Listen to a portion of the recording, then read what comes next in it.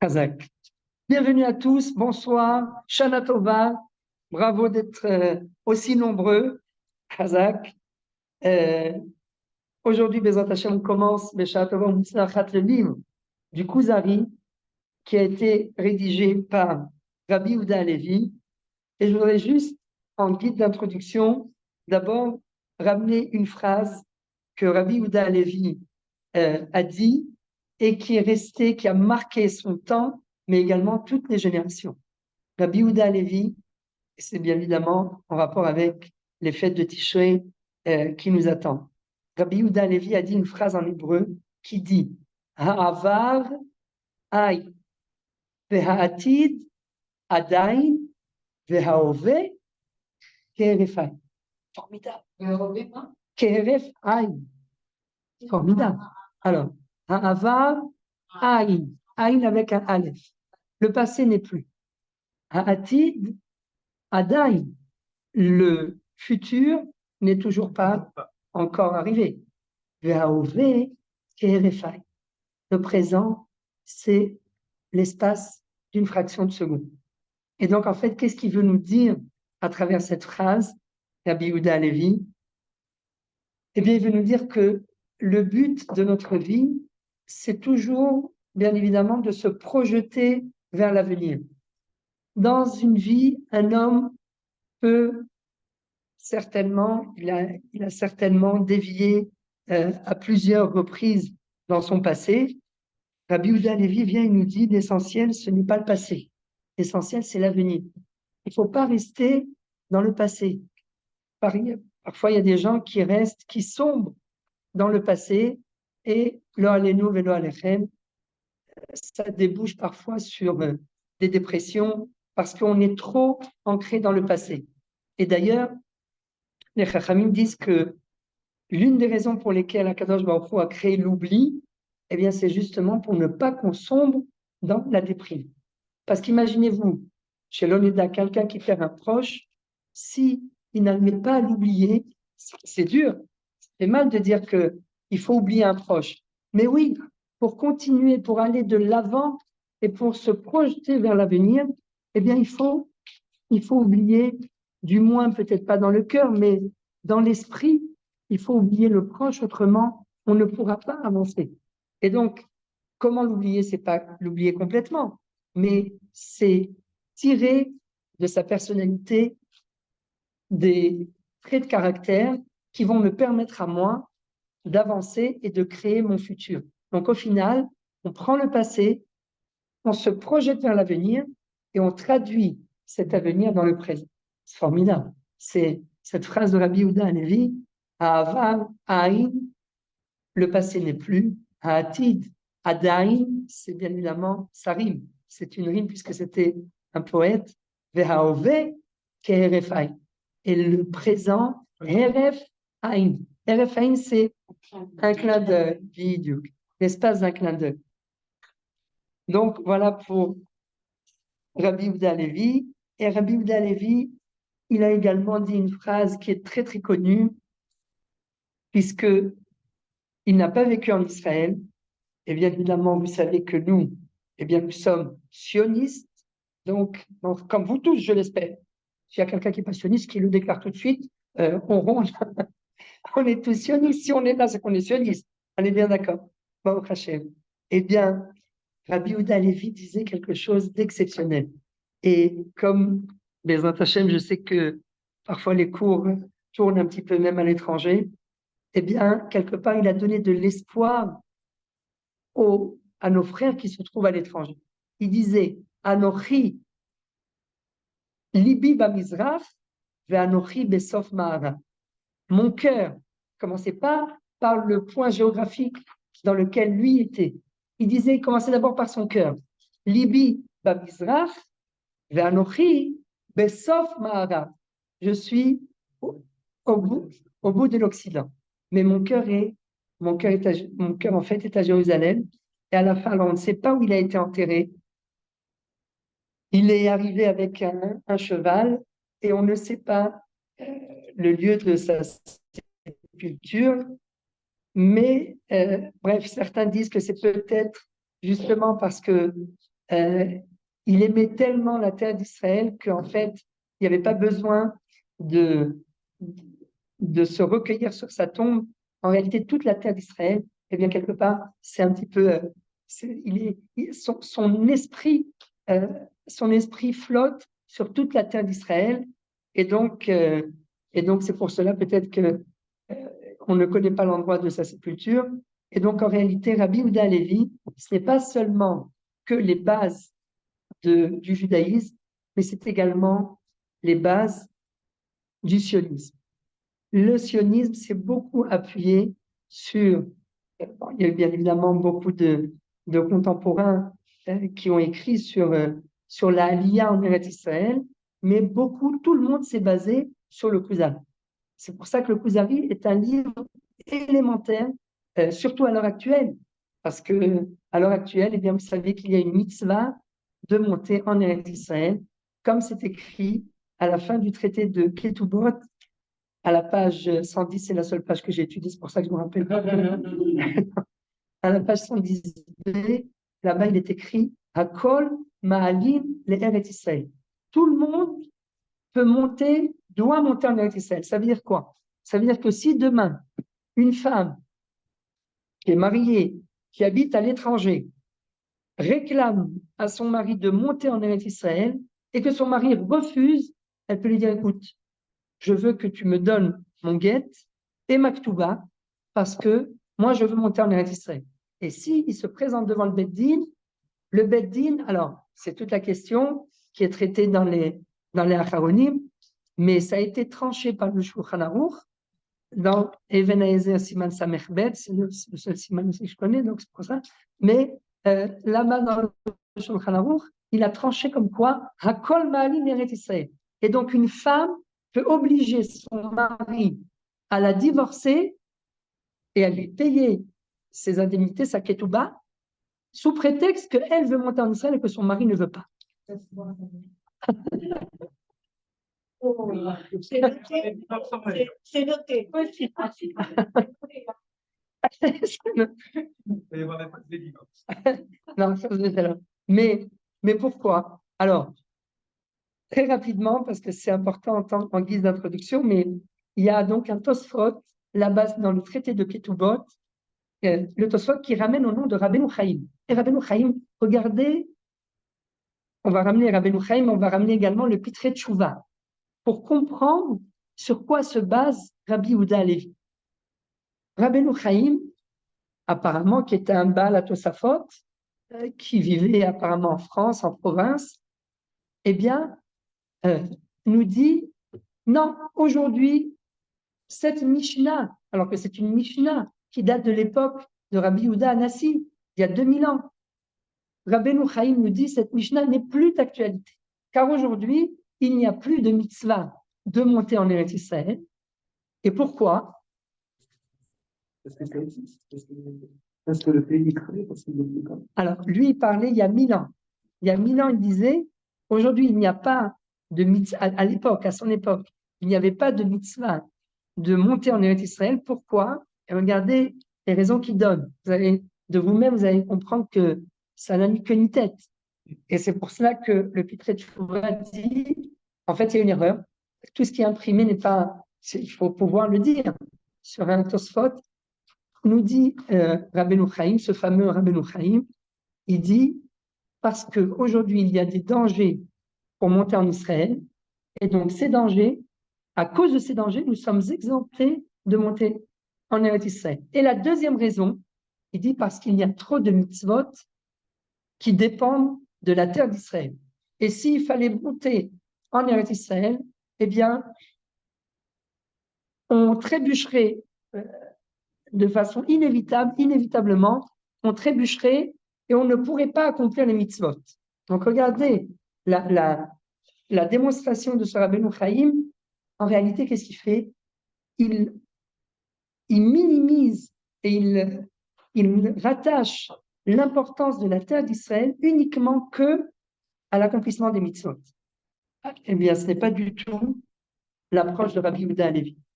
Et donc, le Pitré Tchouva sur ce Rabbeinu Chaim nous dit Talmid Torah Ktavo. c'est un élève qui n'existe pas. Il s'est trompé. Il a mal compris.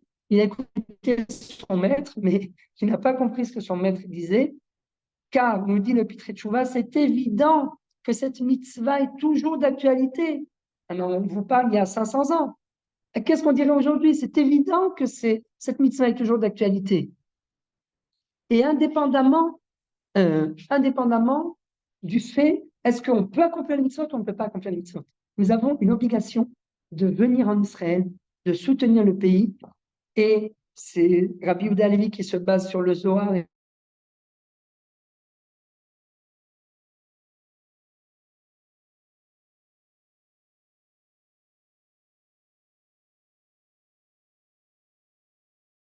etc. C'est évident qu'aujourd'hui, eh bien, il y a une... Le but de tout ce livre, c'est en fait nous dire que le but de la création du peuple d'Israël, ce n'est pas seulement que de recevoir la Torah et de vivre à Brooklyn ou de vivre à Paris sans vouloir avec ces personnes. On m'a demandé de faire un cours sur le Kuzari. Alors moi, je m'en tiens à ces paroles et c'est terminé. Voilà, je dis ce que le Kuzari nous dit. Mais il nous dit, ce n'est pas seulement le but, ce n'est pas, c'est d'ailleurs le but de la génération qui est sortie d'Égypte. Le but, c'était pas de sortir d'Égypte et de recevoir la Torah pour rester dans le désert. Ça n'a aucun sens. Le but, c'est de recevoir la Torah dans le désert et d'entrer en Eretz Israël pour accomplir cette Torah sur notre terre, comme n'importe quel peuple qui a une patrie, qui est souverain sur sa terre, qui a une identité, qui a un État, une armée. Alors, sans rentrer dans la polémique, ah oui, mais si l'État n'est pas religieux, est-ce qu'il a quand même une signification? Mais c'est évident qu'il a une signification, puisqu'il prépare. Bien sûr qu'à l'époque de David Améler, il y avait la royauté de David. Vous allez me dire, mais aujourd'hui, la Knesset, ce n'est pas la royauté de David. Bien sûr que ce n'est pas la royauté, mais c'est... Comment? C'est pas mais c'est évident que c'est une... En fait, on ne parle même pas, vous avez bien fait de relever ce point, parce qu'on ne parle même pas des hommes, ou on ne parle pas des hommes, on parle de l'infrastructure qui s'appelle l'État d'Israël. L'État d'Israël, il appartient ni au Premier ministre, il appartient à nous, il appartient à tous ses citoyens. C'est ça qu'il est tellement partagé. Oui, mais c'est vrai. Comment? C'est vrai, mais on peut...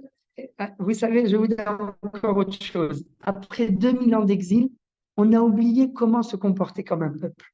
Alors, c'est comme des gosses. Hein, au début, on apprend, ça prend du temps. Des fois, on se chamaille, on se déchire la figure. Mais on est tous un seul peuple.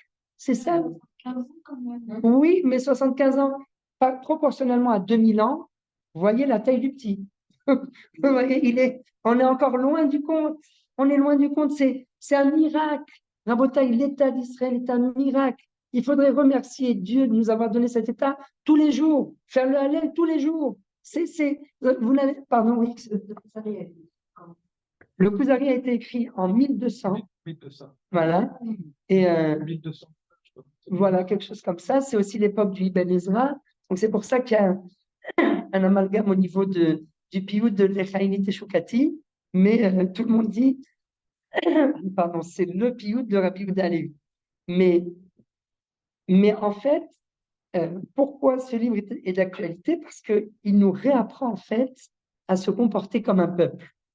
Et il est encore plus d'actualité lorsque nous vivons sur cette terre, sur la terre d'Israël, parce que c'est ça le but de la création du peuple d'Israël. C'est ce que nous dit le Kuzari.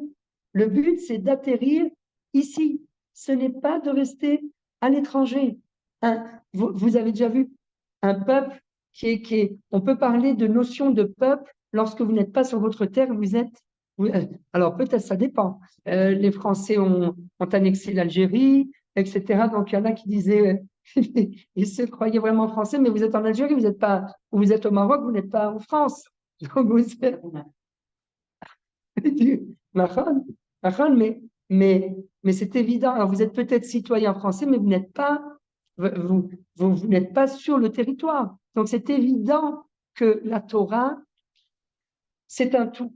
C'est à la fois l'accomplissement des mitzvot, mais également la résidence sur notre terre en tant que peuple souverain avec une armée qui défend le peuple, peu importe maintenant, est-ce que c'est l'armée de David, c'est pas l'armée de David, c'est pas le problème. C'est ça qui est formidable dans le Kuzari, c'est que, hein, en fait, il y a des étapes intermédiaires qui vont nous préparer à quelque chose de plus grand.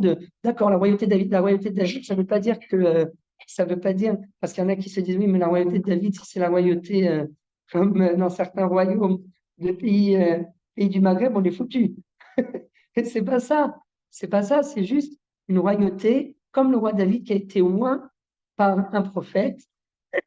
Et le Melech HaMashiach, lui aussi, il y aura l'esprit divin qui reposera sur lui, etc. Et qui le rendra. Il faudra que ce soit un stratège militaire. D'abord, ça peut pas être, avec tout le respect qu'on doit à tout le monde, ça peut pas être quelqu'un qui n'a pas fait l'armée. Alors moi, j'ai fait que 3 mois d'armée. Au bout de 3 mois, ils m'ont dit, écoutez, on a vu le profil, vous servirez plus le peuple d'Israël sur les bancs de la yeshiva plutôt qu'à l'armée, mais j'ai quand même fait 3 mois d'armée. Donc je ne correspond peut-être pas au profil. Et on a fait les 3 mois minimum. Alors, on commence le texte. Donc, heureusement que Hannah est là, bravo, parce que sinon, mais c'est très important, c'est très, très important, Rabotai, de bien comprendre le but de ce livre. Parce qu'il y en a certaines personnes qui vont étudier le Kuzari, mais qui ne vont pas étudier le dernier Mahamar. Pourquoi? Parce que le dernier Mahamar, il nous dit, en réalité, le judaïsme n'a aucune raison d'être tant qu'il n'est pas accompli sur la terre d'Israël. Vous vous rendez compte, si c'est pas moi qui le dis, je ne fais que répéter, vous vous rendez compte? Un Tsivinar Tsiunim ramène le Ramban, ça n'a aucune valeur. Vous vous rendez compte si vous dites ça à des gens à Brooklyn ou à Paris qui sont toute la journée en train d'étudier la Torah, vous leur dites l'accomplissement de vos mitzvot n'ont aucune valeur tant qu'elles ne sont pas accomplies sur la terre d'Israël. Mais ou ils se flinguent, ou ils vous flinguent. Ça dépend mais c'est pas possible. C'est ça le but. Donc c'est pour ça que ce livre est élémentaire. Voilà. Et donc tout le monde s'est basé sur lui. Alors, je voudrais juste terminer, parce que comme on a été un peu sérieux avant de commencer, une petite histoire en rapport justement avec le livre du Kuzari et l'importance de l'État d'Israël. Il était une fois un homme d'affaires qui avait besoin d'une bénédiction. Alors il s'est dit, je vais aller voir le pape à Rome. Alors il arrive chez le pape, il tape à la porte, bonjour mon père, bonjour mon fils, il le fait rentrer dans son bureau, il dit voilà, j'ai besoin d'une bénédiction pour réussir dans les affaires, il dit pas de problème, il décroche le téléphone rouge, alors mon père, mon fils, pas de problème à faire classer, dans 3 mois, vous serez exaucé. Il dit merci monsieur le pape, combien je vous dois? Il dit 1 million d'euros. 1 million d'euros, bon, c'est le pape, il sort son carnet de chèque, il fait le chèque, il lui donne, monsieur le pape, il rentre chez lui, voilà que 6 mois plus tard, il a les affaires qui fructifient, etc.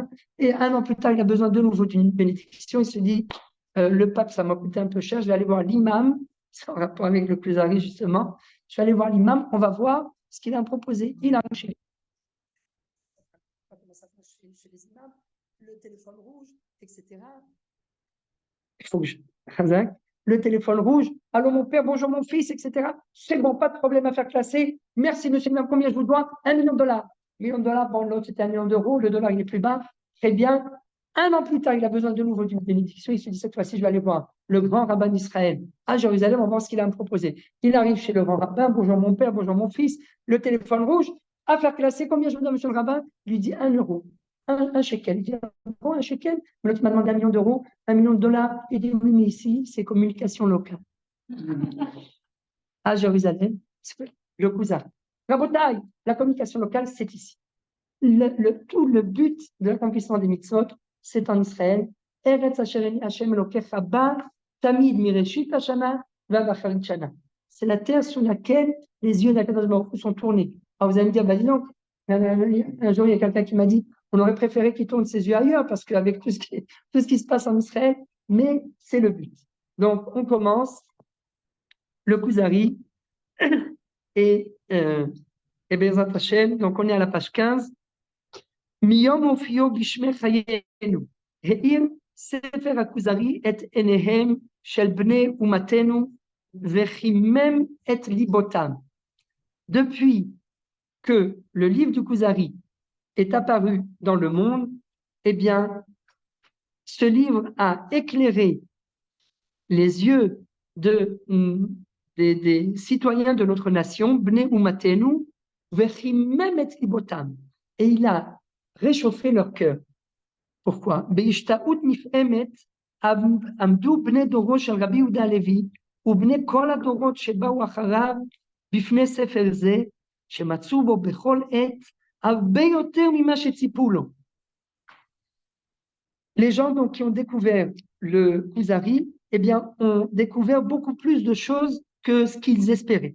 ציפו למצוא בספר תשובה ניצחת למתנגדי אמונת ישראל מבית ומחוץ.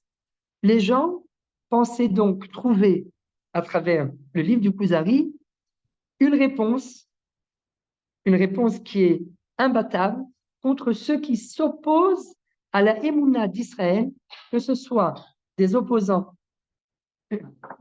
intérieurs ou des opposants extérieurs.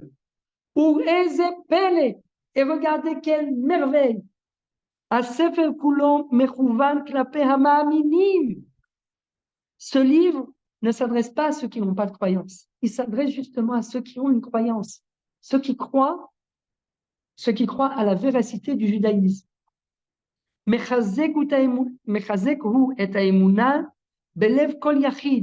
Il renforce la foi dans le cœur de chacun.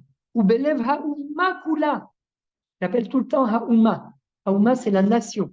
Et la nation, c'est quelque chose que, avec 2000 ans d'exil, eh bien, on a oublié un petit peu cette notion de nation. Parce qu'encore une fois, comme on disait tout à l'heure, on n'est pas une nation quand on est une communauté à Djerba ou bien même à New York. Vous pouvez être des milliers de personnes.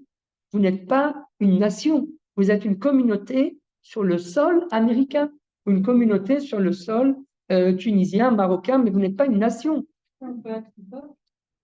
Il y a fait. Alors, ça, c'est ce que vous avez posé une excellente question. C'est ce que pose comme question le Rassag, Rabbeinu Saadia Gaon. Et lui, qu'est-ce qu'il dit? Et c'est là-dessus d'ailleurs que beaucoup de gens, c'est par là que les gens se rattachent. Le Rassag nous dit En umatenu ela betorato. Ça, c'est très important pour comprendre la controverse qu'il y a entre Rabbi Yehuda Halevi et le Rassag. Rabbeinu Saadia Gaon, qui était l'un des Géonim, c'est l'époque de Rabbi Yehuda Halevi, un peu avant, il dit notre nation ne se définit que par sa Torah. Mais pourquoi il dit une chose pareille? C'est parce que il est en plein milieu de la cambrousse à l'étranger, il n'y a pas d'État, il n'y a pas de souveraineté. C'est évident qu'il faut qu'il sauve les murs. Si vous imaginez, si à chaque fois il dit tout ce que vous faites, tout ce qu'on fait, les fêtes, Yom Kippour, ça n'a aucune valeur parce que ça n'est pas réalisé sur la terre d'Israël. Non, c'est fini, c'est la fin du peuple juif. Donc oui, pour répondre à votre question, qui est une excellente question, oui, les paroles de Rabbeinu Saadia Gaon qui nous dit En umatenu ela betorato, la définition de notre nation ne dépend que de sa Torah, elle est juste pendant 2000 ans d'exil. Parce que pendant 2000 ans d'exil, si on veut que le peuple juif puisse traverser toutes les péripéties de la galoute, et Dieu seul sait s'il y en a eu, que ce soit l'expulsion des Juifs d'Espagne, la Shoah, les pogroms, mais ça continue. Mais aujourd'hui, on peut se défendre, on est sur notre terre, et comme dit le prophète dans le prophète Yirmiyahu, c'est d'ailleurs l'Haftara de la paracha de Noach, Akadosh Baruch Hu jure que de la même façon qu'il n'y aura plus jamais de déluge sur terre, eh bien il jure qu'il n'y aura plus un troisième exil une fois qu'il nous aura fait revenir sur la terre d'Israël. Donc, voilà. Donc, si jamais vous avez vu, Mais ça, Pas expulsé, en tout cas. on ne sera pas expulsé. Non, en tout cas, moi, je ne sais pas pour vous, mais moi, je reste là. Hein.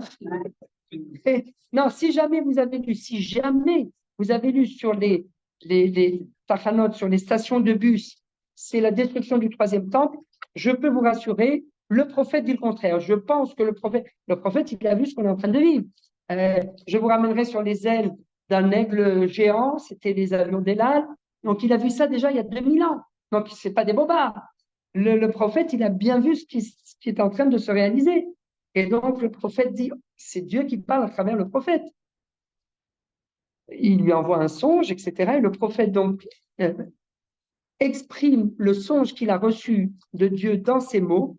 Et il dit, de la même façon que Dieu a juré comme quoi il n'y aurait plus jamais de déluge, et ça fait pratiquement 5000 ans qu'il n'y a pas eu de déluge, donc on peut croire le prophète, eh bien, il n'y aura pas non plus un petit peu, peut-être par-ci par-là, des tsunamis, voilà, des petits tsunamis par-ci par-là, mais ce n'est pas le déluge de tout le monde avec 181 jours voilà, d'eau bouillante qui détruit tout. Eh bien, de la même façon qu'il n'y aura plus de déluge, il n'y aura plus également de galoute, de diaspora. Une fois qu'on revient sur notre terre, c'est terminé.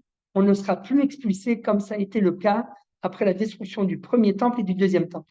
Donc, pour revenir à Rabbeinu Saadia Gaon, ce sont les initiales de Rassag, eh bien, oui, il fallait, pendant ces 2000 ans d'exil, il fallait donner de l'espoir au peuple et lui dire, Rabotaï, peu importe, le nationalisme est mort à l'époque, il y a 1000 ans, pendant 2000 ans. Le nationalisme a disparu, c'est pas grave.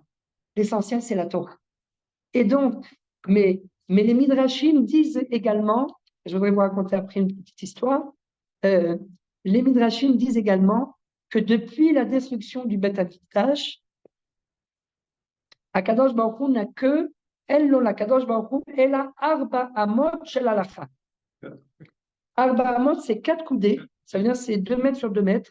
Ça veut dire, c'est rien du tout. Dieu n'a que 4 coudées de Halacha. De Halacha.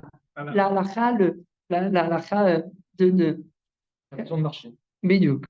Non, mais elle a compris. Mais la halakha, c'est-à-dire les règles de l'application de la loi. Certains appellent ça les règles de pureté.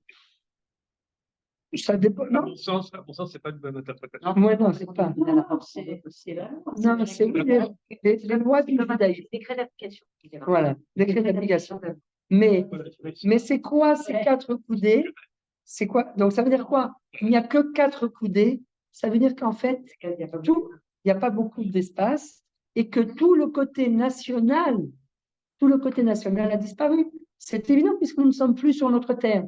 Donc, d'abord, toutes les mitzvot en rapport avec la terre d'Israël, la Shemitah, les tourments et le Maasrot ne sont plus d'actualité et c'est d'ailleurs pour ça que personne ne sait comment ça marche. Vous arrivez en Israël, vous ne savez pas que il y a des lois par rapport aux fruits et aux légumes, la cache-route des fruits et des légumes comme la viande. Il faut que les fruits et les légumes aient été prélevés de la dîme qu'on doit donner au Cohen, de la dîme qu'on doit donner au Lévi. Donc c'est pour ça qu'il faut acheter dans les supermarchés, au Hachem à Tel Aviv, tous les supermarchés, sauf un, mais bref, il n'y a pas ce nom, mais pratiquement tous les supermarchés, voilà, ils sont homologués. Il y a une théouda comme quoi les fruits et les légumes ont bien été prélevés. Mais ça, c'est quelque chose qu'on a oublié. Pendant 2000 ans d'exil, on savait prélever la chala des chalot, ça oui, où on savait, je me souviens à l'époque, ma grand-mère, elle cachérisait la viande qu'on achetait chez Amselem, elle est cachérisée avec du sel, etc. Ça, on savait. Mais prélever des prélèvements des fruits et des légumes, on n'a jamais vu. Donc, comme on n'a pas vu, on n'a pas appris de nos grands-mères, eh bien, personne ne sait. Et on revient sur notre terre, il faut réapprendre des choses qui ont disparu pendant 2000 ans. Donc, pour revenir à Rabbeinu Saadia Gaon, lui, el umatenu nikeret el betorato. Il n'y a que la Torah. mais en fait, il ne fait que continuer l'approche des sages qui ont voulu. C'est pas, encore une fois, c'est facile aujourd'hui, après la création d'État, de critiquer Rabbeinu Saadia Gaon et de dire, ah ben quand même, il est gonflé, si je puis me permettre, de dire ça sur Rabbeinu Saadia Gaon. Mais heureusement qu'il a dit ça, parce que pendant ces 2000 ans d'exil, il n'y avait rien d'autre. Mais aujourd'hui, celui qui fait abstraction de l'État d'Israël, mais il n'a rien compris. Il n'a rien compris au judaïsme. Il n'a pas compris que le judaïsme, c'est plus le judaïsme de la galoute qu'on a connu pendant 2000 ans. Ce n'est plus que le judaïsme de la galoute, mais c'est également le judaïsme d'ici, d'Eretz Israël. Et donc, c'est ce que nous dit ici dans cette introduction. Mechazek hu et haemuna belev kol yachid ubelev hauma kula. Mare hu levnei hauma et haTorah הידועה והיקרה להם מאז באור חדש. Après, je vous raconterai une petite histoire pour un petit peu détendre l'atmosphère. Ça va, tout va bien jusqu'à présent, ça va? On est détendu. Oui, c'est. Enfin, on ne dirait pas, hein, parce que vous mettez la pression, ça ne dirait pas que vous êtes détendu. Non, je plaisante. Écoutez, ce sont mes amis, mes chemins, ils m'ont invité à la synagogue. Moi, je les invite à l'église. Donc, je ne sais pas si vous avez vu, voilà. Sauf que vous connaissez pas Rabbi Jacob? Ah, Rabbi Jacob, je ne me rappelais pas de ça. Mais ça a un très bon exercice de prononcer les mots des fous rires. Donc, oui, voilà. Donc, qu'est-ce que nous dit ici? Qu'est-ce qu'on nous dit dans l'introduction? Bien sûr que le Kuzari, bien sûr qu'il va leur dévoiler la Torah. La Torah qui est connue, Ayedua Vayekara Lahem Me'az, celle qui leur est déjà connue. Mais Or Chadash, sous un angle nouveau, sous un nouvel éclairage. C'est quoi ce nouvel éclairage? Alors, il y en a qui ont dit, ouh là là, attention, nouvel éclairage, non merci, mettez le Kuzari, mettez-le à la Gnisa, merci bien, on ne veut pas d'ailleurs, il y a une expression chez chez les frères, enfin chez certaines personnes qui disent, Chadash Asur Minator. Tout ce qui est nouveau, c'est interdit d'après la Torah parce que il y a une mitzvah. C'est les Haredim. On va quand même leur dire en plein. Non. Non. Mais c'est quoi Chadash Asur Minatora? Vous ne savez peut-être pas, mais parce qu'en Israël, il n'y a pas de problème à ce niveau-là. Toute la farine que nous avons n'est pas une farine nouvelle. Pourquoi? Parce qu'on a des hangars de farine. Si demain, Chas v'Shalom, il y a un embargo en Israël, on peut tenir 6 mois sans avoir besoin d'être ravitaillé par les pays extérieurs. Alors pourquoi il y a des mythes dans toutes les farines? C'est pour ça qu'il faut tamiser. Et oui, parce la farine, mais parce qu'elle reste longtemps dans des réservoirs, mais au moins on a de l'avance pour 6 mois. Ça veut dire qu'il peut y avoir demain, quoi que un embargo, une guerre, ce que vous voulez, il n'y a pas de problème, il y aura toujours de la farine. Alors le nouvel éclairage, alors que à l'étranger, par exemple à Bruxelles et à Anvers, moi j'étais Dayan pendant 1 an à Bruxelles et à Anvers, et bien surtout, vous avez, et même ici, voilà, vous avez Temar Yachan. Ils vous disent, ne vous inquiétez pas, c'est de la Temar Yachan, ça veut dire c'est de la vieille farine. Pourquoi?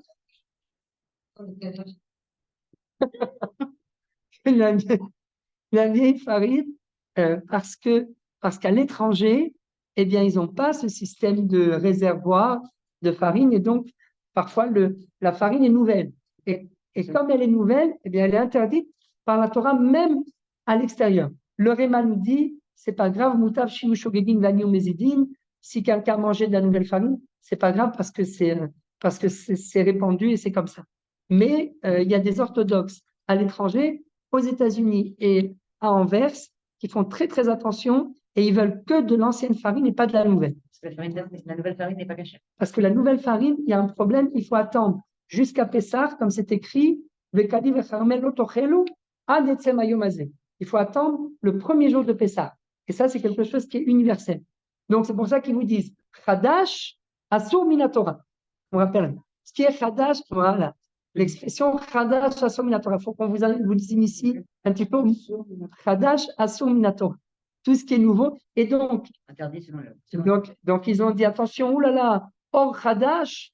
Ou alors ils vous disent aussi une petite blague dans laquelle Baruch, vous connaissez la prière de laquelle Baruch. Laquelle Baruch dit Oseh Chadashot Ba'al Milchamot. Vous voulez faire apparaître quelque chose de nouveau, ça va faire automatiquement une guerre. Donc, il n'y a pas de nouveau. Mais là, il nous dit oui, la Torah de Rabbi Yehuda Halevi, c'est une, entre guillemets, une Torah sous un nouvel éclairage. Et donc, c'est pour ça que certains, c'est un Rishon. Rabbi Yehuda Halevi, c'est un Rishon. Biduk. Be'or Chadash, Or Yekarot, Or Shelo Shi'aru, Velo Yad'u al Metziuto. Elle existait déjà. Chazak. Oh là là, vous êtes formidable. Écoutez, je vois que l'équipe est bonne. On ne change pas d'équipe. Je vais vous revoir la semaine prochaine à 19h. Chazak, bravo. Pourquoi? Ça veut dire que ça existait déjà. Je suis obligé de vous dire juste ce que dit le Rav Kook. C'est pas grave. C'est important parce que ça fait partie de tout ça. Bon, moi j'ai un problème. C'est vrai que je vais chercher un... Voilà. Mais vous avez dit, ça voulait dire que ça existait déjà. Le Rav Kook, vous connaissez le Rav Kook, premier grand rabbin de Tel Aviv-Yafo. Tel Aviv-Yafo. Et qui a créé le sionisme religieux, le mouvement sioniste religieux. Ce qu'on appelle en Israël Dati Leumi. Donc Dati Leumi, ça veut dire on étudie la Torah et on fait également l'armée. Safra Vesaïfa. Vous connaissez cette expression? Safra Vesaïfa. Safra, en araméen, ça veut dire, ça ils adorent les Israéliens, vous le dites à la télé, mais à votre savoir, Safra Vesaïfa, j'adore. Mais ils ont raison, ils l'ont pris de Rav Kook. Safra, c'est Sefer, avec un Aleph au bout, comme Yaakov Safra de Safa, et Saïfa, c'est le Saïf, c'est l'épée. Donc il faut le livre d'un côté et l'épée de l'autre. Comment vous dites? Le glaive. Le glaive et l'anneau. Safra et Saïfa. Donc le Rav Kook, pour répondre à votre question, le Rav Kook nous dit, il dit pourquoi à l'époque de Ruth la Moabite, eh bien d'un seul coup, on autorise Ruth à intégrer le peuple d'Israël. Pourtant, elle vient du peuple de Moab, et il est écrit dans la Torah, Lo yavo Amoni ou Moavi bikal Hashem. Ceux qui viennent du peuple de Ammon et de Moab, 20 générations. Il y a 20 générations. Ils peuvent après 20 générations. Bravo. Mais aujourd'hui, de toute façon, il n'y a plus de peuple de Ammon et de Moab parce que Sancheriv, comme c'est écrit à la fin du traité de Kiddushin, Sancheriv, Bilbel et Taumot. Donc aujourd'hui, celui qui vient pour se convertir, on l'accepte automatiquement. On ne craint pas qu'il appartienne peut-être au peuple de Amalek. Peut-être que c'est Amalek qui il n'a pas le droit d'intégrer le peuple d'Israël, même après 1000 générations. Mais on va d'après la majorité de l'humanité, et d'après la majorité de l'humanité, il y a 7 milliards d'habitants. La probabilité pour que quelqu'un qui vienne se convertir appartienne au peuple d'Amalek, elle tend vers 0.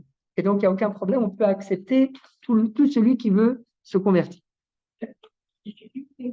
C'est vrai, ça dépend, il fallait venir chez nous. Mais c'est vrai, la qualité à Hazak. Et donc, le Rav Kook pose la question, il dit, mais comment est-ce possible que, à l'époque donc de Boaz et son Beth-Din, qu'est-ce qui se passe? D'un seul coup, il fait une réforme et il dit, eh bien, les femmes qui viennent du peuple de Moab ont le droit de se convertir. Et pourquoi? Eh bien, parce qu'il nous dit, ce qui est écrit dans la Torah, d'ailleurs dans la paracha qu'on a lue cette semaine, Lo yavo Amoni ou Moavi bikal Hashem, quelqu'un qui appartient au peuple de Ammon ou de Moab ne peut pas intégrer le peuple d'Israël, nous dit Boaz, 1000 ans après le don de la Torah, ça c'est que pour les hommes, mais ça ne s'applique pas aux femmes. Mais comment ça, ils ne le savaient pas avant? Et qu'est-ce qu'il nous dit? Parce que, c'est ramené d'ailleurs dans la Gemara, dans Kam shel Dvarim latzet la milchama, dans Kam shel Nashim latzet la milchama.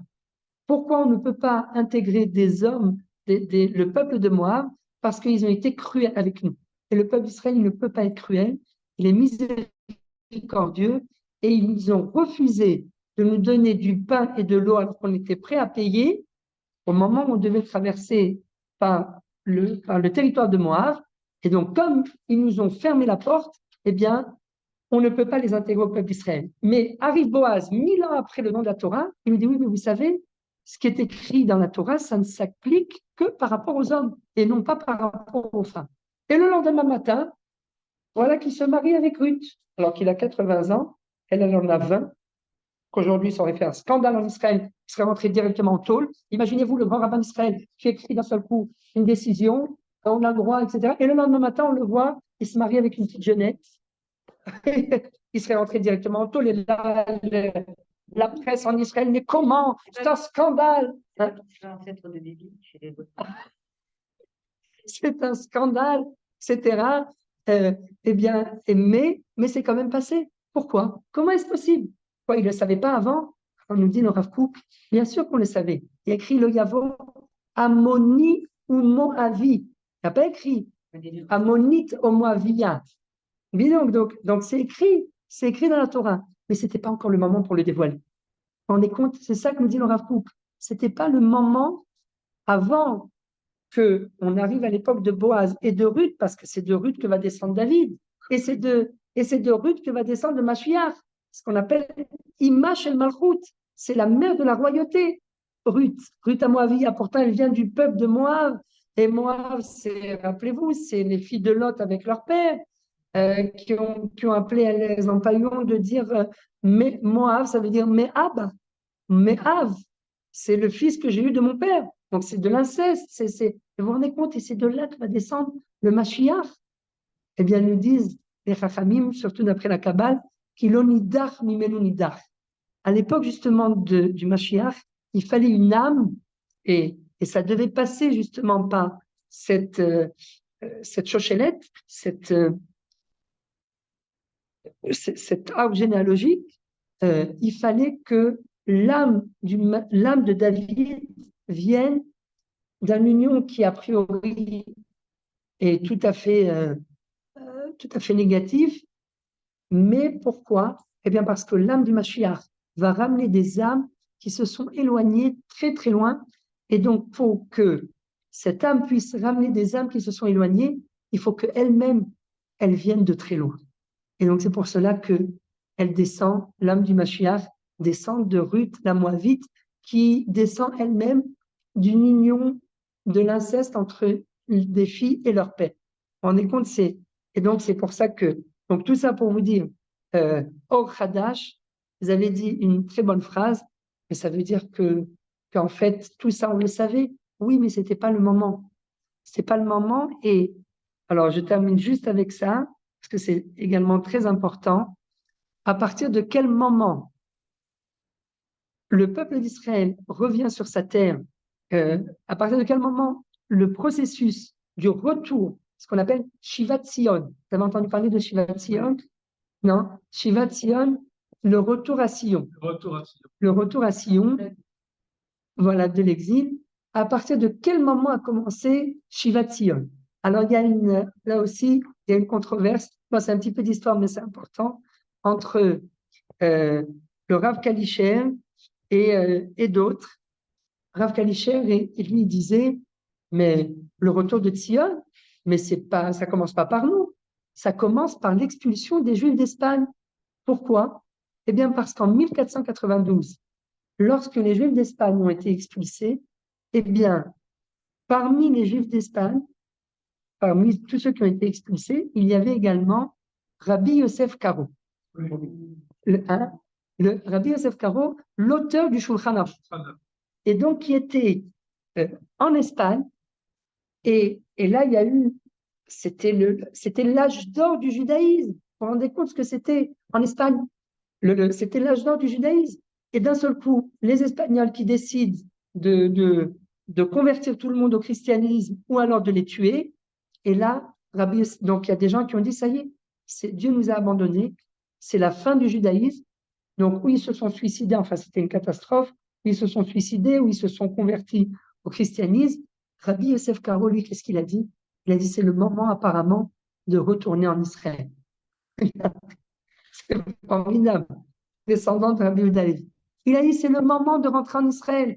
Alors tout le monde lui a dit mais vous êtes fous, vous n'allez même pas arriver vivant en Israël. Vous vous rendez compte les marécages, les choses. Qu'est-ce qu'a fait Rabbi Yosef Karo avec Rabbi Shlomo Elkabetz? Ils sont venus, et avec sa famille, bien sûr, il était jeune, ils sont venus à Tzfat, et le Hari Akadosh, qui lui est venu d'Égypte, il n'est pas venu d'Espagne, mais il est venu d'Égypte, le Harizal, et ils se sont dit, on va monter un centre spirituel à Tzfat. Et ils ont dit, ça va être le début du retour de Sion. Et donc, au final, après, il y a eu les élèves du Gra, du Gaon de Vilna, les élèves du Gaon de Vilna.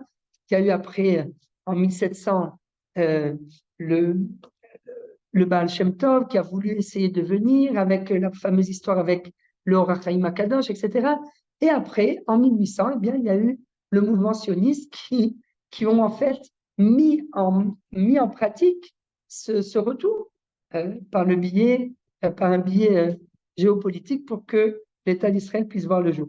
Mais donc voilà, c'est donc toute cette Torah, bien sûr qu'elle existait, mais elle commence à apparaître en parallèle avec le retour des exilés.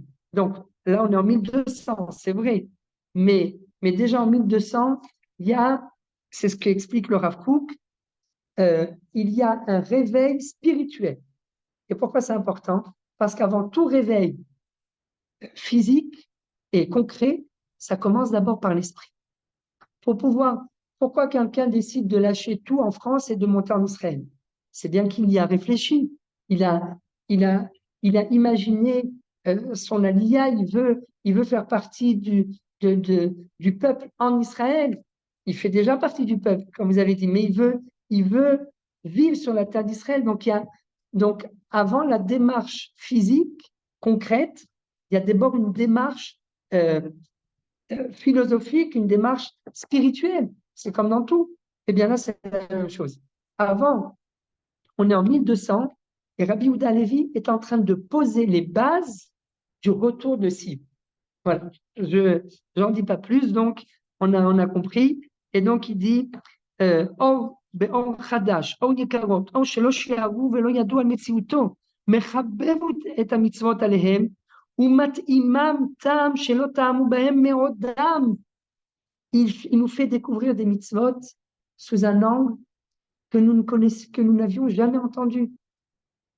Et pourquoi? Parce qu'il a justement cette lecture du début du retour vers Sion.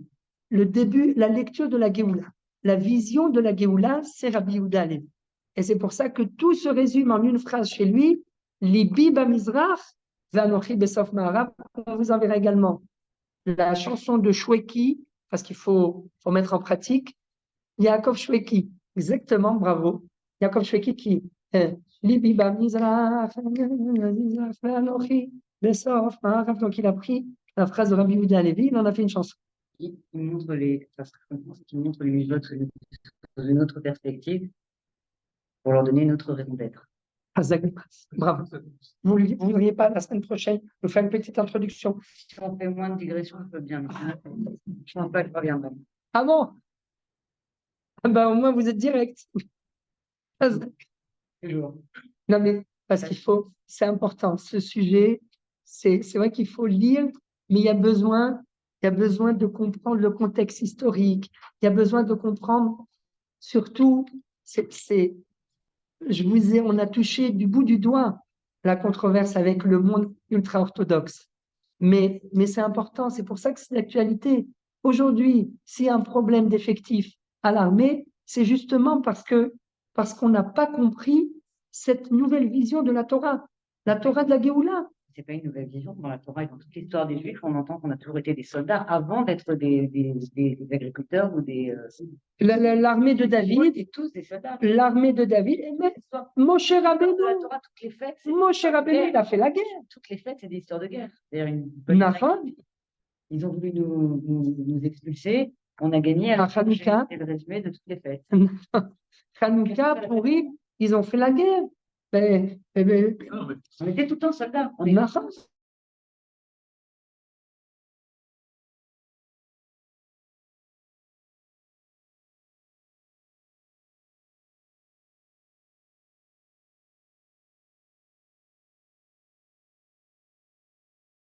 On vote sur la terre d'Israël. Exactement.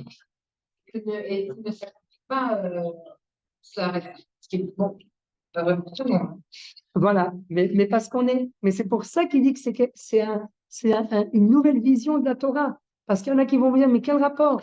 On a bien, pendant 2000 ans, on a bien vécu et on s'est perpétué. Et il y a eu, et c'est pas ça, tous les grands du judaïsme, quand est-ce qu'ils ont apparu? Pendant ces 2000 ans d'exil. Si on commence à citer des noms, il y a Rashi, le Rambam, ils n'étaient pas en Israël, ils étaient à l'extérieur. Donc, comment on peut dire que vous comprenez, c'est une question qui est très, très, Oui, donc c'est vraiment une option.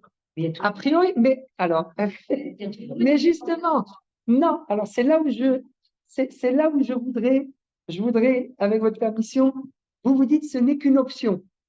Peut-être pour certaines personnes, mais ce qu'ils n'ont pas compris, c'est que on ne peut pas dissocier la Torah de l'histoire. C'est pour ça que le Rav Kook, tout le temps, hein, Pas de problème avec ça, mais c'est pas la même chose de la dissocier de la terre d'Israël. mais si, parce qu'ils vont vous dire, eux, ils vont vous dire, la Torah qui nous a protégés pendant 2000 ans d'exil, c'est la Torah qu'on accomplit aujourd'hui, telle qu'on l'accomplit nous, et elle est authentique, et nous sommes la seule référence de la Torah comme elle est accomplie à Bnei Brak ou à Me'achar. Il y a toujours une diaspora dans le monde entier. Vous avez été Ça, c'est une, à aucun moment sur la terre d'Israël. c'est vrai, c'est vrai, Jamais. c'est vrai. Alors, c'est la grande question, est-ce qu'il y aura toujours une diaspora plus tard? D'après les chiffres de l'agent juif, peut-être que l'agent juif, c'est pas une référence pour vous, pour moi, oui. Non. Non, 14 augmentation seulement chez les Français, il y a 42% de Oui, oui, oui. dans les autres. Non, bien sûr, non, non, non, mais c'est pas à ça, c'est pas à ça que je fais allusion. Moi, je parle pas des Français. Entre eux, vous avez raison, moi non plus. Entre eux, non, on est filmé.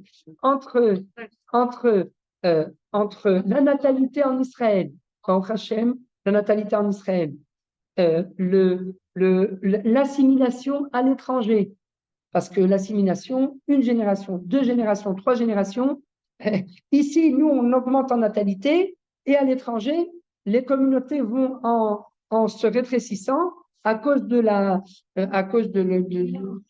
mélanges et de l'assimilation. C'est quoi l'assimilation pour vous? Parce que le mélange et l'assimilation, c'est pas la même chose. Non, l'assimilation, c'est-à-dire que C'est la laïcité. la laïcité, non, pas la laïcité, non, c'est-à-dire les mariages mixtes. Mariage mixte, oui, mais.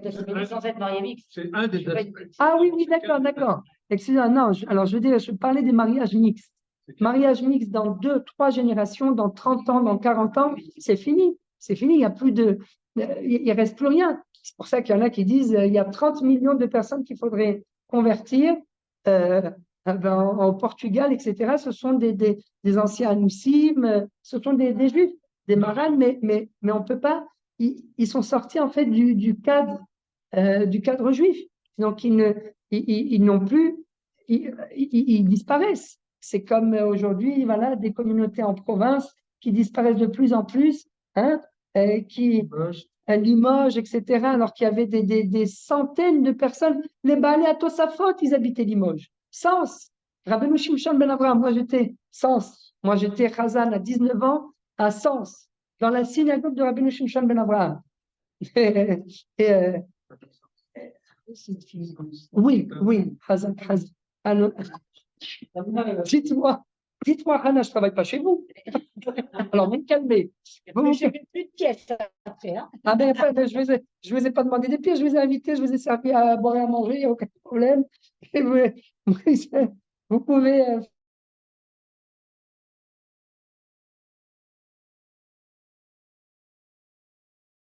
faites ce que vous voulez, venez une fois, 2 fois, au bout de 3 fois, je mets le holà. Donc, chez Baal P, donc, Ma'ale ou Be'enehem. Donc, מחבב את המצוות עליהם ומתאימם טעם שלא טעמו בהן מעודם. מעלו בעיניהם את הנבואה. Et ça, la névoie, c'est une des choses dont le Kuzari nous parle, qui ne peut exister qu'en Eretz Israël. Il n'y a pas de prophétie en dehors d'Eretz Israël, sauf le prophète Yona, qui lui a prophétisé, mais il a reçu sa prophétie à Jérusalem. C'est ce qu'on lit le jour du Yom Kippour. Il a reçu sa prophétie à Jérusalem puisqu'il a écrit dans le Midrash que Yona mi'olé haregalim hu. Il faisait partie de ceux qui est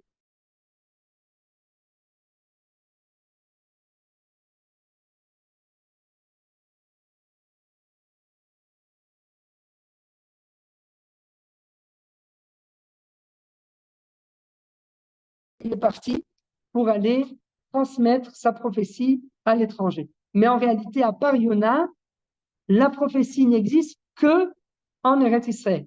Elle est donnée que pour Eretz Israël. Une fois qu'on est rentré en Israël. Avant, il y avait bien sûr Moshe Rabbeinu, il est né en Égypte, il était prophète, même dans le désert. Mais une fois qu'on est entré en Eretz Israël, la prophétie dépend uniquement que de la terre d'Israël. Ça, c'est l'un des scoops du Kuzari, la névoie. Et c'est pour cela que le rabbin nazir, le rabbin David Cohen, alav shalom, qui était un nazir, il a écrit tout un livre sur la névoie qui se base sur Rabbi Yehuda Halevi. Et donc, Ma'aleu be'eneim et hanevoa, she'ugelu me'az lir'ota kematnat Elokim, asher nitna la'uma bereshit darka, el gova lo yichaker, ve'et nos'eha לדרגת מלאכים, מראהו לכל מי שעיניים לא לראות, כי התורה שבעל פה אחוזה ודבקה בתורה שבכתב, כשלהבת בפתילה. ומקשרו את הלבבות באמיתות המסורת ובחוכמת מקבליה, שומריה, מגדיליה ומאדיריה. מראש צורים רואה ומראהו את האומה, בייחודה מראשית היותה לעם סגולה, עם קדוש להשם, ועד ימי יצירתה ברוכה בארץ הבחירה. Il appelle Eretz HaBchira, la terre choisie de Dieu. Et c'est là que, donc, il nous montre en fait que c'est la finalité de la création du peuple, c'est Eretz HaBchira avec la prophétie, avec le royaume de David, avec le Beth Amikdash, etc. Mais c'est le but de la création du peuple. Et lorsqu'on sort, c'est lui qui parle alors qu'il est en Chutz Haaretz, lorsqu'on sort d'Eretz Israël, eh bien, nous ne sommes pas dans notre situation naturelle. Le peuple d'Israël qui n'est pas sur sa terre, c'est un accident. Rabbi Yehuda Halevi, c'est un accident. Au moins, aujourd'hui, on vous en a mis plein la figure, mais c'est ce qu'il dit.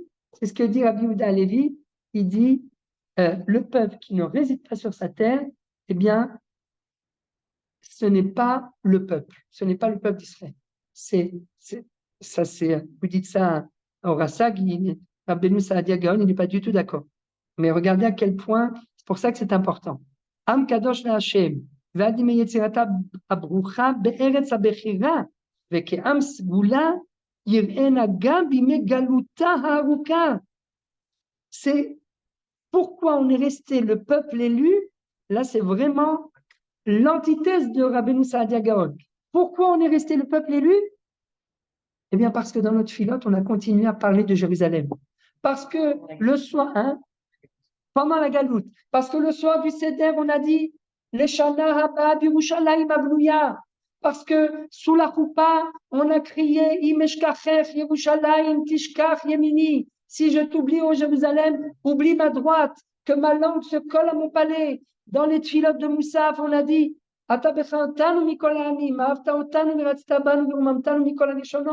c'est pour ça qu'on est resté le peuple élu, parce nous n'avons pas oublié la terre d'Israël et Jérusalem. C'est pas du tout. Mais le peuple de la mémoire. Mais c'est important de mettre en relief Rabbi Yehuda Halevi avec Rabbeinu Saadia Gaon, sur lequel beaucoup de gens se basent à l'heure actuelle.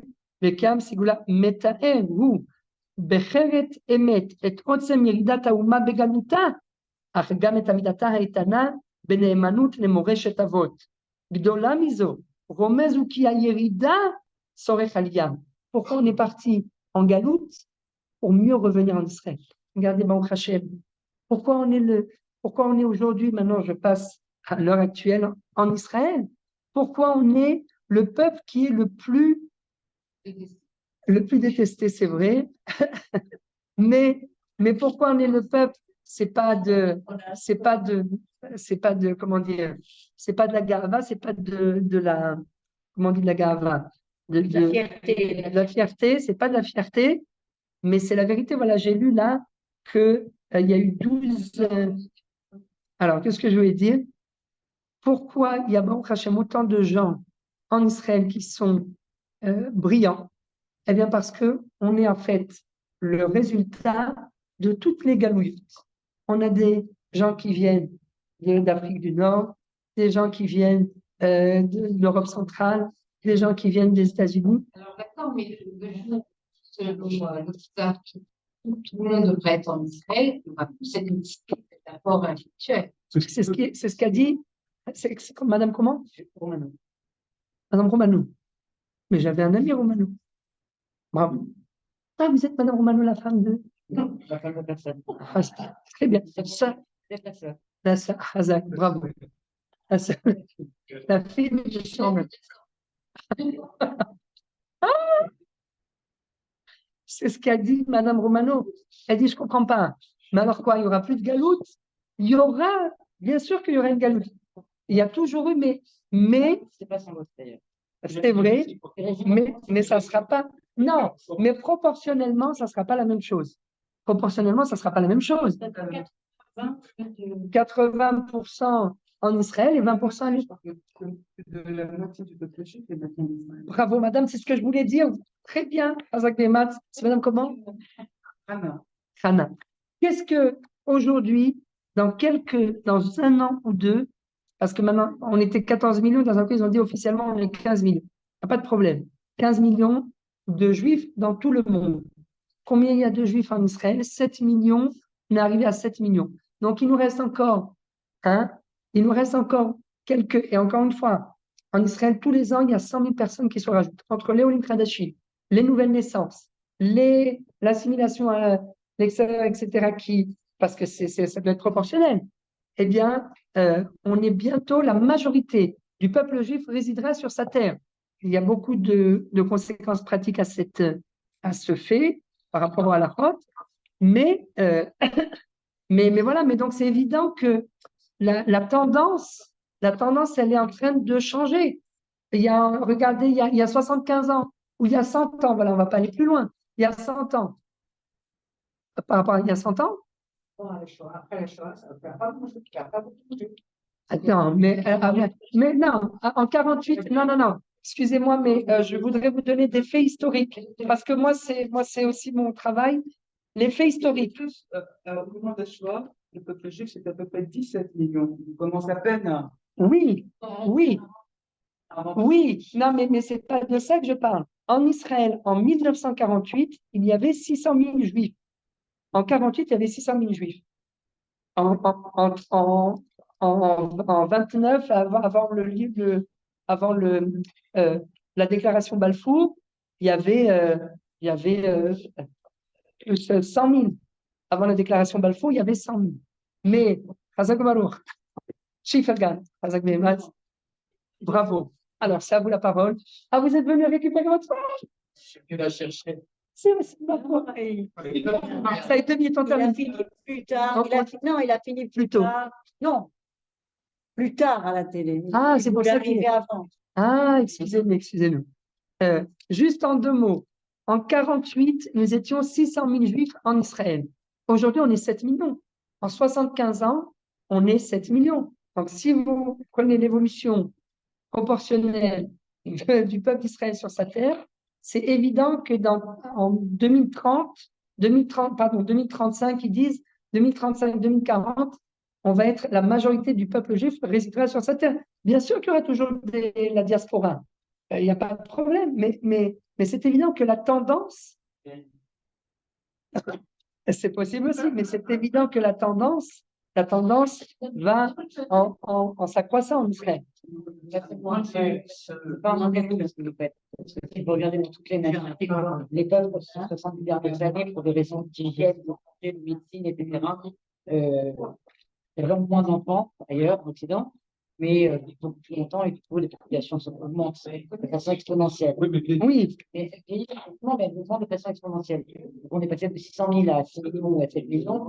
De la même manière que les Palestiniens à Gaza sont passés de 500 000 à 2,5 millions en quelques 50 ans. c'est vrai. C'est pas parce qu'il y a plus de Juifs qui viennent vivre en Israël, c'est tout simplement parce que les populations là où elles se trouvent Merci.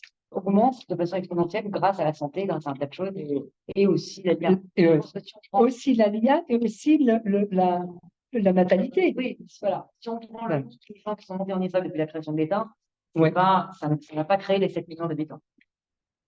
Oui, non, je ne parle pas que de l'aliyah. Je me dis simplement que la tendance est à la hausse. C'est-à-dire que c'est évident que si on était... Légèrement, je parle de ma petite. Ouais. C'est vrai, quand je suis arrivé en Israël, il y avait 50 millions. Eh oui, oui. Non, mais ça veut dire... Non, je crois qu'on s'est mal compris. Ça veut dire... C'est ça qu'explique la taille. On s'est mal compris. Je sais que c'est hors radage, mais c'est ça que nous explique le Kuzari. Le Kuzari dit il y a une tendance. Il y a une tendance, c'est la volonté de Dieu. La volonté de Dieu, c'est ça le but du retour à Sion, ce qu'on appelle Shivat Sion. Shivat Sion, le retour à Sion, c'est justement le retour des exilés, comme son nom l'indique. Donc, oui, c'est par là. Le retour des exilés. Donc, c'est de ça que nous parle le Kuzari. Il nous dit, et ça, il le dit en 1200, il y a 800 ans, il nous dit il va y avoir un retour des exilés, il prend les prophéties, et puis il explique simplement les prophéties, et il dit il y aura un retour des exilés, et c'est ce qu'on est en train de vivre en ce moment. Après 2000 ans d'exil, on a la chance de vivre le retour des exilés. Ça, c'est quelque chose qui... Mais oui, c'est un miracle. C'est un miracle. Nos parents, ils auraient voulu, nos grands-parents, ils auraient voulu, ou arrière-grands-parents peut-être, venir rien qu'embrasser la terre d'Israël. Ben, ils ne pouvaient pas, parce qu'il n'y avait pas d'État. Aujourd'hui, il y a un État, on peut vivre ici librement, on peut se balader dans la rue, faire notre judaïsme, il n'y a pas de problème. Alors, on en est en bas. Hazak, excusez-nous, hein, Madame Hanna. Hazak, hein, Madame Hanna. Elle aussi, elle est famille.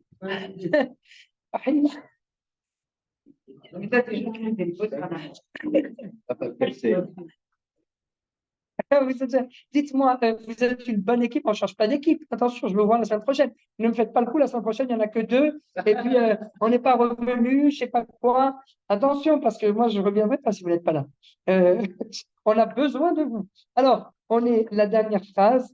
Après, ça ira plus vite, ne vous inquiétez pas. Nous sommes 2, 4, 6.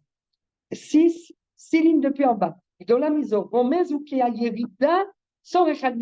Voilà. À Yerida, Rabotai, rappelez-vous de cette phrase. Yerida, la descente pour mieux monter. C'est quoi? C'est une expression en hébreu aussi. Hein. Oui. C'est comme reculer pour mieux sauter. Non. Comment vous avez appelé ça? Parce que la palisse aurait dit, mais c'est une erreur exagérée. Une évidence, tu sais d'ailleurs la phrase, qui est très connue en France, c'est un. La palissade. Oui, on appelle ça du coup la palissade tellement elle était blanche. Ah. Non, mais c'est pas la palissade, ça. Quand tu dis reculer pour mieux sauter. Non, pas du tout. C'est pas la Non, c'est descendre pour mieux monter. Oui, mais l'expression équivalente en France, c'est reculer pour mieux sauter. Mais là, non. Pas du tout. Pas du tout. Là, Parce que si tu descends pas, tu peux pas monter. Voilà. Alors, pour reculer, tu n'as pas besoin de reculer pour mieux sauter. Tu peux très bien sauter de là où tu es. Oui. Ça sera mieux, mais tu peux sauter de là où tu te trouves. Oui. Alors que pour monter, il faut forcément être descendu à un moment ou à un autre. Tu ne peux monter que si tu es en bas. Il faut que tu descendes pour prendre les dents. C'est pas la même chose. Exact. Alors, Yerida Letzorech Aliyah, et je terminerai les 2 phrases avec une petite histoire après, parce qu'on a besoin de cette histoire. Yerida Letzorech Aliyah, parfois, eh bien, Kadosh Baruch Hu nous fait descendre pour mieux remonter. un exemple, je vous donne un exemple. Voilà, le voilà. C'est ah oui, ah bah, C'est un mauvais exemple. c'est- C'est une descente un peu rapide. c'était une descente un peu rapide, mais c'est pour mieux remonter. Quand vous allez muscler le tibia, eh ben, il y en a qui s'entraînent, ils tapent le tibia contre le fer pour renforcer le tibia. Donc, c'est On dit aussi Gamzel et Tova. comme je l'ai trouvé, bravo, madame. Je sais, vous avez bien fait de me le dire parce que des fois, je l'oublie. Quand j'ai mal, j'oublie. Mais c'est ça, Yerida, et Tzorech Aliyah, ça veut dire parfois, Akadosh Baruch Hu nous fait descendre pour mieux remonter. Eh bien, il nous a envoyés en exil pour mieux revenir en Israël. Voilà la preuve. Donc, Hachem, l'État d'Israël, il n'avait pas besoin de journalistes comme M. Fergan. Heureusement qu'il nous a fait passer par la France. Sinon, on aurait raté M. Fergan. C'est... Oui, madame. Oui. Il y a une quarantaine d'années, j'ai rencontré un monsieur qui s'appelait Gardel de Madère. Ni je viens d'apprendre que je suis juif. Ah, et oui, moi j'ai demandé à mon père, à ma grand-père, ils m'ont dit non. Et quand ils demandé une femme, les femmes ont dit oui, vous serez juif, vous ferez tout ce qu'il faut, mais les hommes ne le savent pas. Non. Vous voyez comme quoi il y a des... Nahon. Donc là, en ce moment, cette guerre, on descend, on est monté. Oh là là, madame, alors là, bravo, madame Hanna, bravo. C'est là, va-t-il pas Hanna, exactement. Moi, elle a dit, Avec cette guerre, on descend. Pour mieux monter. et je vais vous dire plus. La vérité, c'est que depuis, je ne vais pas rentrer, je sais que ça va exploser, mais quand ça va exploser, je veux pas ouvrir le débat à ce sujet, mais c'est évident, euh, c'est évident qu'on va gagner, ça c'est sûr, mais c'est évident que s'il n'y avait pas eu le 7 octobre, on ne serait jamais rentré à Gaza et on n'aurait jamais, il y avait pas de consensus pendant 20 ans depuis le démantèlement de Gush Katif, et bien depuis ce qu'on appelle l'Eitnatkut en Israël, depuis le moment où on est la sortie unilatérale de la bande de Gaza, eh bien, il n'y avait aucun moyen de vérifier ce qui se passait dans la bande de Gaza. C'est pour ça qu'ils ont construit des kilomètres et des kilomètres de tunnels. Ils ont fait passer des roquettes par l'Égypte. Ils ont fait ce qu'ils voulaient. Ils ont fait tout ce qu'ils voulaient parce qu'on n'était pas sur place. Donc tout ce qui a été dit par le Tzir Philadelphie, etc., je ne sais pas comment dire en français, Tzir Philadelphie, l'axe de Philadelphie, par où tout le monde passait, toutes les armes, l'Égypte qui est notre ami avec qui ça date, etc. Un berger vient de tomber sous les armes, tout ça c'est bien. Non, c'était pour Sadat. Un berger vient de tomber sous les armes. Le cœur de l'humanité est en larmes. Donc tout ça c'est bien beau, mais c'est une chanson d'Enrico. Tout ça c'était bien beau, mais au final. J'aimais bien Enrico. Tout ça, c'était bien beau, mais au final, c'était du bluff. C'est du bluff. Donc, voilà, je termine avec ça et je vous raconte juste une petite histoire. Mais là-bas, Roubalev est à Gagoui, Maleret Israël. Il languit. Le Rabbi Yehuda Levi languit Eretz Israël. Il est Libi Bamizrach, Vanochi Besof Ma'arav. Il est au bout de l'Occident, l'Ivriout, et il languit Eretz Israël. Il veut voir Eretz Israël. Ça veut dire quoi qu'il languit? Il n'a jamais vu Eretz Israël? Oui, mais à lire les prophéties, à lire la Torah, à lire la paracha de Ekev, qui dit que Eretz Asher Avanea Barzel, ou Me'aravea Tartov Nechoshet, Eretz Zavat Chalabout Vache, la terre sur laquelle ruisselle le lait, le miel. Mais il veut voir tout ça. Il veut voir, il languit. À la Gaoui, Eretz Israël, Bavu Roé, ou Melamdenu Lirot, Makon Kol Ota Gdusha, שאליה שואפת האומה כל ימיה, ואליה הגיעה בימי היות רוב בניה על אדמתה. Lorsque Rov Banea al Admata, vous le voyez, le Rov Banea, l'avant-dernière ligne, Rov Banea al Admata, c'est la majorité du peuple sur sa terre.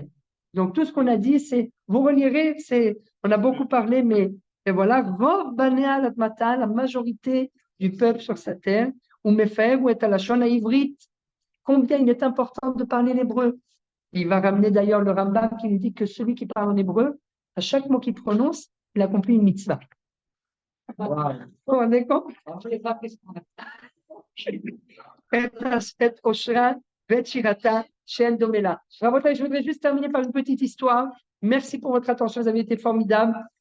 Mais c'est important pour comprendre la période que nous sommes en train de traverser, cette période de Elul. Il était une fois un soldat qui avait beaucoup de problèmes, des problèmes financiers, des problèmes familiaux, des problèmes de santé. Et il s'est dit, il faut que j'aille voir une personne qui est le seul capable de résoudre mes problèmes. Alors il arrive, il se dit, je vais aller voir le chef d'état-major. Il rentre dans le bureau du chef d'état-major. Bonjour madame, j'ai besoin de voir le chef d'état-major. Il dit, écoutez monsieur, vous êtes bien gentil, vous avez l'air d'être un bon soldat, d'une unité d'élite, combattante, mais le chef d'état-major est occupé. Bon, quand est-ce qu'on peut avoir un rendez-vous avec lui? Oh, ben, elle ouvre son agenda, dans 6 mois. Comment? Dans 6 mois, mais ça va pas. Mais c'est urgent. Écoutez, monsieur, vous n'êtes que le maillon d'une très grande chaîne, c'est à prendre ou à laisser. Oh, d'accord, il rentre chez lui, il est triste, etc. Il compte les jours. Le jour J arrive, il rentre dans le bureau du chef d'état-major. Bonjour madame, j'ai rendez-vous aujourd'hui avec le chef d'état-major. Monsieur, on est désolé, mais le chef d'état-major est en déplacement à l'étranger. Ah! Mais comment il est parti sans m'avertir? C'est pas possible. Écoutez, monsieur, vous n'êtes que le maillon d'une très grande chaîne. Voilà, le prochain rendez-vous pendant 8 mois. Là, c'est la syncope, du shalom. Et voilà qu'un beau jour, notre soldat est en plein exercice sur le terrain et d'un seul coup, qu'est-ce qui descend du ciel? Un